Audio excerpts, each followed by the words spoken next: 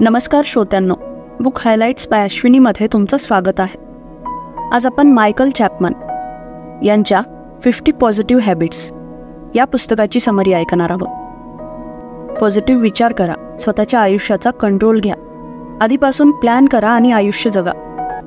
आपण या सगळ्या गोष्टी ऐकल्या आहेत आणि आपल्या डोक्यात या नेहमीच असतात, पण यांचा तोपर्यंत काहीच उपयोग होणार नाही जोपर्यंत तुम्हाला त्यांचा खरा अर्थ समजत नाही. या समरीमधून तुम्हाला त्यांचा अर्थ समजायला मदत होईल. ही समरी तुम्हाला सकारात्मक सवयींबद्दल सांगेल, ज्यांचा तुम्ही तुमच्या आयुष्यात समावेश करू शकता. यात असलेलं मेन कॅरेक्टर मॅक्स, त्यांच्या स्टोरीमधून आपण बरंच काही शिकू शकतो आणि त्यांच्याप्रमाणे आपण सुद्धा आपलं आयुष्य बदलू शकतो. आपल्यापैकी बरेच लोक जसं स्ट्रगल करत आहेत, त्याचप्रमाणे मॅक्ससुद्धा त्यांच्या आयुष्यात स्ट्रगल करत होते. या सर्व परिस्थितीमध्ये मॅक्सला याची जाणीव झाली की त्यांना स्वतःमध्ये काही बदल करण्याची गरज आहे. आता त्यांना त्यांच्या आयुष्यावर कंट्रोल आणायचा होता. त्यांना एक चांगला आणि यशस्वी माणूस बनायची इच्छा होती. तर या समरीमधून आपण मॅक्सच्या आयुष्यात कसा बदल झाला ते समजून घेऊ. न्यू मेक्सिकोमध्ये पावसाचे दिवस होते. सूर्य ढगांच्या मागे लपला होता आणि यामुळे वातावरण खूप निराश वाटत होतं. 37 वर्षांचे मॅक्स डायनिंग टेबलवर बसून विचार करत होते की त्यांच्या आयुष्यात नक्की कुठे चूक झाली. त्यांचं आयुष्य एवढं खराब कशामुळे झालं? त्यांच्या आयुष्यात असे दिवस येण्याचं कारण नक्की काय होतं? आयुष्यात झालेल्या सगळ्या गोष्टींचा विचार केल्यावर मॅक्सने ठरवलं की आता आयुष्यात फक्त सकारात्मक विचारांनीच चालायचे. त्यांनी असा विचार केला की तसंही आता या आयुष्यात याहून खराब काय होऊ शकेल? मग काही नवीन करायचा प्रयत्न केला तर काय हरकत आहे? त्यात काही नुकसान तर नक्कीच नाही होणार. त्यांनी याची सुरुवात त्यांच्या चारही बाजूला असलेल्या नकारात्मकतेला शोधून केली. त्यांनी त्यांच्या स्वतःच्या नकारात्मक विचारांकडे लक्ष दिलं आणि निरीक्षण केलं की ते त्यांच्या विचारांना कसे हँडल करतात आणि यावरून त्यांना ते किती नकारात्मक आहेत हे समजलं. मॅक्सने आता त्या नकारात्मक विचारांमुळे स्वतःला प्रभावित होऊ न देण्याचा निर्णय घेतला. त्यांनी विचार केला, जर मी या महिन्यात माझे बिल्स पे करू शकलो नाही तर काय झालं? मी पुढच्या महिन्यात अजून जास्त मेहनत घेऊन हे बिल्स पे करेन. एवढंच नाही तर मी पुढच्या कित्येक महिन्यांचे बिल्ससुद्धा पे करू शकेन. त्यांच्या भविष्याबद्दल विचार करता करता ते एका ठिकाणी बसले आणि दिवसाढवळ्याच ते एका मोठ्या उंचीवर पोहोचल्याची स्वप्न बघू लागले. त्यांनी स्वतःला टीव्हीवर एक यशस्वी फायनान्शियल असिस्टंटचा रिवॉर्ड घेताना इमॅजिन केलं, कारण ते त्यांचं स्वप्न होतं. आयुष्यातल्या सगळ्या निगेटिव्ह गोष्टींबद्दल विचार करून स्वतःला त्रास करून घेण्यापेक्षा आता मॅक्सने त्यातून बाहेर निघण्याचे मार्ग शोधायला सुरुवात केली. ते स्वतःला म्हणाले, मी या कामाने खुश नाही, म्हणून मी एकतर हा जॉब सोडून दुसरा जॉब जॉईन करेन किंवा मी हे माहीत करून यायचा प्रयत्न करेन की मला या जॉबमध्ये काय प्रॉब्लेम आहे आणि तो प्रॉब्लेम कशामुळे येत आहे. एकदा मला हे समजलं तर मी त्या गोष्टींना बदलू शकेल. मॅक्स म्हणाले, आज सकाळी मी उठलो आणि माझे काही कपडे धुतले. त्यानंतर मी माझ्या जॉबवर एक असं काम पूर्ण केलं जे कुणीही करू शकत नव्हतं. मी माझी रूम साफ केली आणि माझ्या पुस्तकांना कलर्सनुसार अरेंज केलं. मॅक्सला हे माहीत होतं की हे सगळं करणं म्हणजे काही फार मोठी गोष्ट नाही, पण त्यांनी विचार केला की कमीत कमी हे काहीच न केल्यापेक्षा तरी नक्कीच चांगलं आहे. त्यानंतर पुढच्या आठवड्यात मॅक्स त्यांच्या कंपनीच्या सर्व्हरवर फाईल्स अरेंज करण्यात चुकले. हे काम त्यांना त्यांच्या बॉसने दिलं होतं. मॅक्सने यावर विचार केला की फेल झाल्यावर स्वतःबद्दल नकारात्मक विचार करण्यापेक्षा हे काम करण्यात ते फेल कशामुळे झाले यावर विचार करायला हवा आणि त्यामागचं कारण शोधायला हवं. त्यांना जाणवलं की त्यांच्या बॉसने त्यांना क्लिअर इन्स्ट्रक्शन्स दिले नव्हते आणि त्यातल्या त्यात मॅक्ससुद्धा बॉसला जास्त प्रश्न विचारायला घाबरायचे.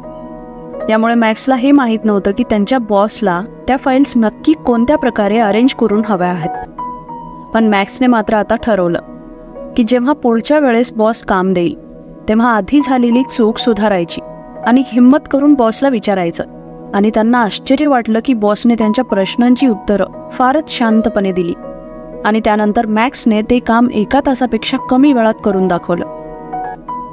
मॅक्सने इथे जे केलं आपण सुद्धा तेच केलं पाहिजे. नकारात्मक गोष्टींबद्दल विचार करणं आपण देखील बंद करायला हवं. मॅक्सने त्यांच्या प्रॉब्लेमला फेस करण्याचा आणि त्याचं सोल्युशन काढण्याचा निर्णय घेतला होता. म्हणूनच त्यांनी त्या प्रॉब्लेमला सॉल्व्ह करून दाखवलं. मॅक्सने त्यांच्या पुढच्या पायरीमध्ये आपल्या यशाबद्दल इमॅजिन केलं आणि आपल्या मनामध्ये सकारात्मक विचार भरले. यामुळे त्या पॉझिटिव्ह विचारांनीच त्यांना पुढे जाण्याचा योग्य मार्ग दाखवला. हे तुमच्यासाठी सुद्धा गरजेचं आहे. एकदा तुम्ही योग्य मार्गावर आलात की आपल्या आयुष्यात असलेल्या सकारात्मक गोष्टींबद्दल विचार करा. आपल्या चुकांबद्दल तेव्हाच विचार करा जेव्हा त्यांना सॉल्व्ह करण्याची गरज असेल. एक सकारात्मक विचार कित्येक सकारात्मक विचारांसाठी मार्ग मोकळा करून देतो, तर दुसरीकडे एक नकारात्मक विचार बाकीच्या नकारात्मक विचारांना आपल्याकडे खेचून घेतो आणि शेवटी आपल्याला निराश करून जातो. मॅक्स फक्त एवढंच करून थांबले नाहीत, त्यांना इमोशनली सुद्धा बेटर बनायचं होतं. त्यांची इमोशनल हेल्थ खूप खराब झाली होती, कारण त्यांचं त्यांच्या बायकोसोबत भांडण झालं होतं. त्या भांडणाचं कारण फारच छोटं होतं, त्याला आपण एक विनाकारण झालेला वाद म्हणू शकतो. पण त्यात ते त्यांच्या बायकोला अशा काही गोष्टी बोलून गेले ज्यामुळे त्यांच्या बायकोला खूप त्रास झाला आणि त्यामुळे त्या घरातून निघून गेल्या. त्यानंतर त्या त्यांच्या एका मैत्रिणीच्या घरी राहू लागल्या. या घटनेनंतर मॅक्स सुद्धा खूप डिस्टर्ब झाले. त्यामुळे त्यांनी जॉबमधून 2 आठवड्यांची सुट्टी घेतली. त्यांना आता हे समजलं होतं की त्यांनी आता त्यांच्या इमोशन्सला समजून घेऊन त्यांना नीट करायची गरज आहे. सगळ्यात आधी मॅक्सने हे समजून घेण्याचा प्रयत्न केला की त्यांचं त्यांच्या बायकोसोबत भांडण व्हायचं कारण काय होतं. ज्या दिवशी त्यांचं भांडण झालं त्या दिवशी मॅक्स सकाळी उठले आणि त्यांना त्यांच्या रूममध्ये सगळीकडे खराब कपडे पसरलेले दिसले.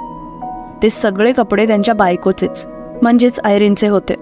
मॅक्स ते पाहून आयरिनवर खूप चिडले आणि म्हणाले ती आता हे सगळं सहन करू शकत नाही. पण ते ऐकून त्यांच्या बायकोने त्यांना काहीच उत्तर दिलं नाही. त्या फक्त रूमच्या बाहेर निघून गेल्या. ते पाहून मॅक्सला अजून राग आला. ते आयरिनच्या मागे मागे जाऊन तिच्यावर अजून ओरडायला लागले. रागारागात ते खूप काही बोलून गेले आणि आयरिनचा अपमान करत गेले. त्या रागात मॅक्स काही अशा गोष्टी बोलून गेले ज्या ते मनापासून बोलले नव्हते. पण ते ऐकून आयरिन सुद्धा त्यांच्यावर चिडल्या आणि शेवटी घर सोडून निघून गेल्या.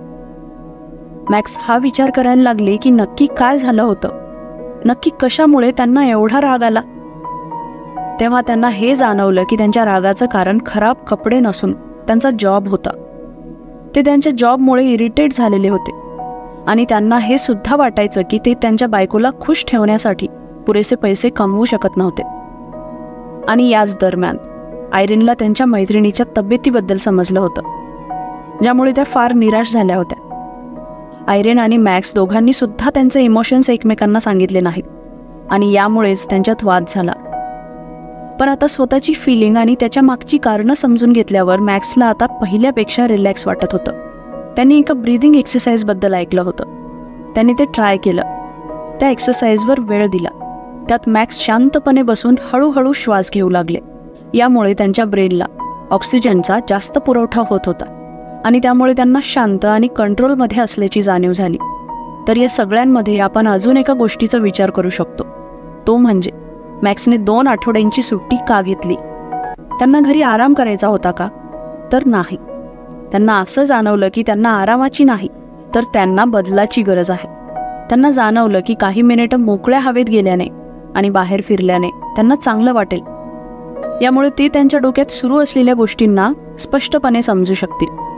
तर आता तुम्हाला समजलं असेल की इमोशनल अंडरस्टँडिंग हा फक्त एक शब्द नाही ज्याबद्दल सोशल मीडियावर खूप चर्चा होत असतात.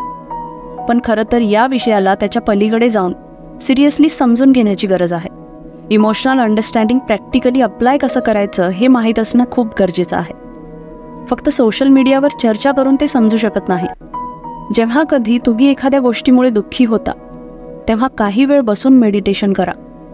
त्यानंतर जेव्हा तुम्हाला शांत वाटेल तेव्हा स्वतःच्या फीलिंग्स जाणून घेण्याचा प्रयत्न करा आणि असं फील होण्यामागे काय कारणं आहेत यावर विचार करा.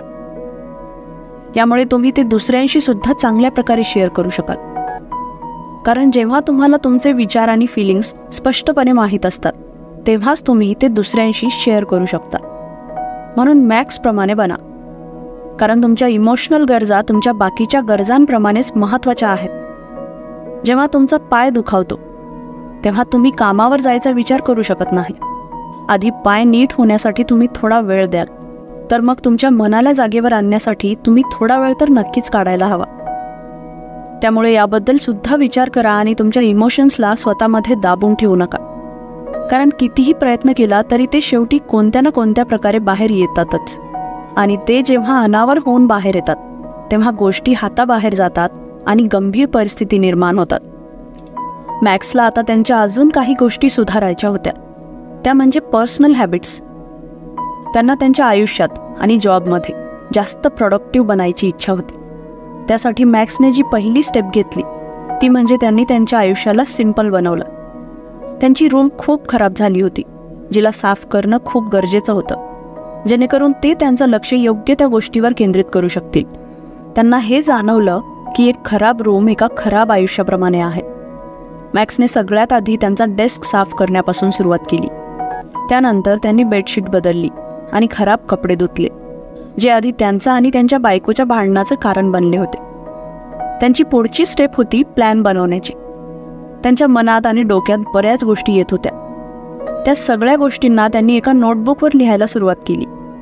त्यांनी त्यांच्या लिस्टमध्ये लिहिलं, पहिलं, माझी बायको आयरिनची माफी मागणं. दुसरं, माझ्या बॉसला विचारणं की मी कंपनीसाठी अजून जास्त युजफुल कसा ठरू शकतो. तिसरं, क्रिएटिव्ह बनणं.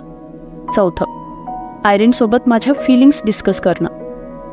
पाचवं, एक ब्रेक घेणं. सहावं, स्मार्ट वर्क करणे. मॅक्सने आपलं आयुष्य चांगलं बनवण्यासाठी अजून बऱ्याच गोष्टी लिस्टमध्ये ॲड केल्या. त्यांनी ती लिस्ट बनवायला पूर्ण 2 तास लावले आणि त्यानंतर त्यांनी त्या लिस्टला फॉलो करायचा निर्णय घेतला. त्यांना आयुष्यात जे काही हवं होतं त्यासाठी काही स्पेसिफिक गोल्स आणि स्टेप्सची गरज होती. मॅक्सने याची सुरुवात आयरिनला फोन करण्यापासून केली. त्यांनी सगळ्यात आधी तिची माफी मागितली आणि तिला घरी परत येण्यासाठी विनंती केली. आणि जेव्हा आयरिन परत घरी आली तेव्हा ते दोघं बसून एकमेकांशी बोलू लागले. मॅक्सने तिला समजावलं की जॉबमध्ये स्ट्रेस असल्यामुळे त्यांना राग आला होता. आयरिनने सुद्धा तेव्हा तिच्या मैत्रिणीची तब्येत चांगली नसल्याचं सांगितलं. मॅक्सने काहीच न बोलता शांतपणे आयरिनचं बोलणं ऐकून घेतलं. त्यानंतर त्यांनी त्यांच्या वाईफला प्रॉमिस केलं की जेव्हा कधी तिला त्यांची गरज असेल तेव्हा ते नेहमीच तिच्या सोबत असतील. आणि त्यानंतर मॅक्सने त्यांचे बाकीचे प्लॅन्स पूर्ण केले. जसं की पुढच्या दिवशी ते त्यांच्या जॉबवर गेले आणि त्यांच्या बॉसला विचारलं की असं काही आहे का जेणेकरून ते त्यांची कंपनी अजून ग्रो करण्यासाठी मदत करू शकतील. त्यांच्या या बोलण्यावर त्यांचे बॉस खूप इम्प्रेस झाले आणि त्यांनी त्या सगळ्या गोष्टींबद्दल त्यांच्याशी डिस्कस केलं, ज्यामुळे ते ऑफिसला एक चांगली जागा बनवू शकत होते. त्या दिवशी मॅक्सला खूप प्रोडक्टिव्ह फील होत होतं. त्यांनी निर्णय घेतला की त्याच जॉबवर असताना प्रोडक्टिव्ह राहून त्यांना मिळणारी सगळी महत्त्वाची कामं पूर्ण करत राहायची आणि काम एन्जॉय करायचं. मॅक्सने स्वतःमध्ये आणखी काय बदल केले हे जाणून घेण्यासाठी या समरीचा भाग 2 नक्की ऐका. आणि ही समरी कशी वाटली ते आम्हाला कमेंट करून नक्की कळवा. आणि जर समरी आवडली असेल तर लाईक करा आणि इतरांनाही याचा फायदा व्हावा म्हणून शेअर करा. आणि शेवटी चॅनलवर नवीन असाल तर सबस्क्राईब करायला विसरू नका.